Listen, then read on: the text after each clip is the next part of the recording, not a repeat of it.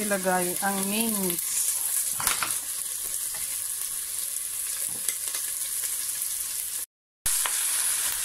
Yan. Lagay ang karne ng baka na mince. Tapos, halo-haloin.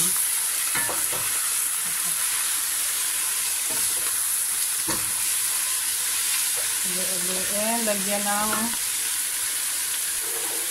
paminta.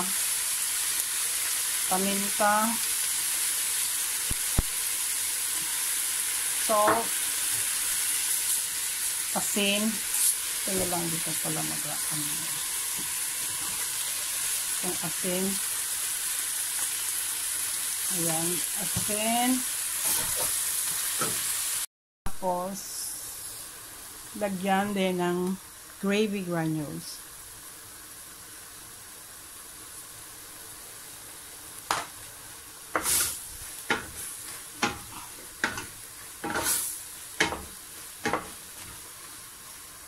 Ayan.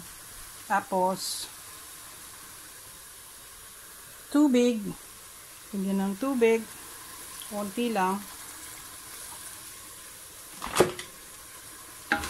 Ayan. Tapos, lagyan ng diced carrots.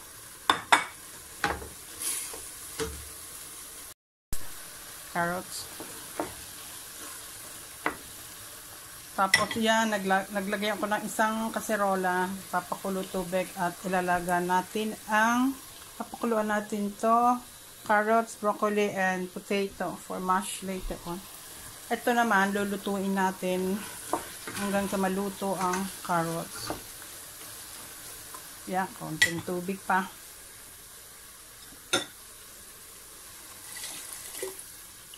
Padami.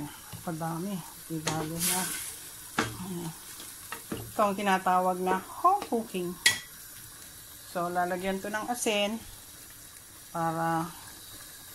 so, see you later. Continue.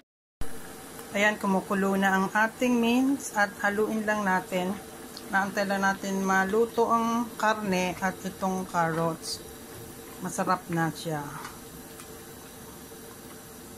Ayan.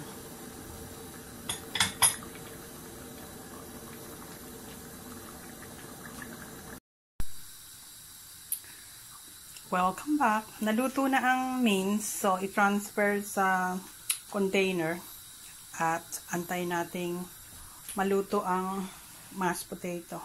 Lalagyan natin ng mashed potato dyan. Tapos, i-bake. Okay, see you later. I'm doing this one. Luto na ang patatas. Lalagyan. At saka carrots. Lalagyan natin ng cheese, Philadelphia, butter, and milk.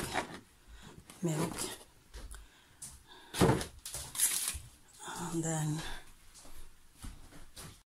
cheese, Philadelphia, cream, and butter, and milk. So we're gonna mash ito. Parang nilupak ba? Nilupak. Lala ko, gawa ng kamuting kahoy.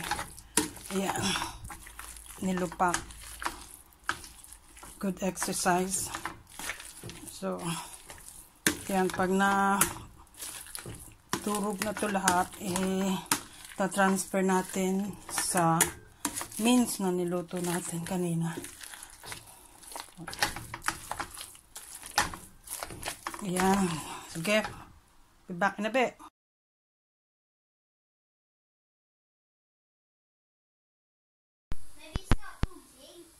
This is the shepherd's pie done already and ready for tea. Brown, other side.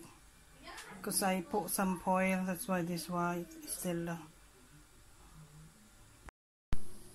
Hello guys, this is the shepherd's pie kahapon. Ito. Ayun ko lang kinain kasi ininit ko siya. Ayan.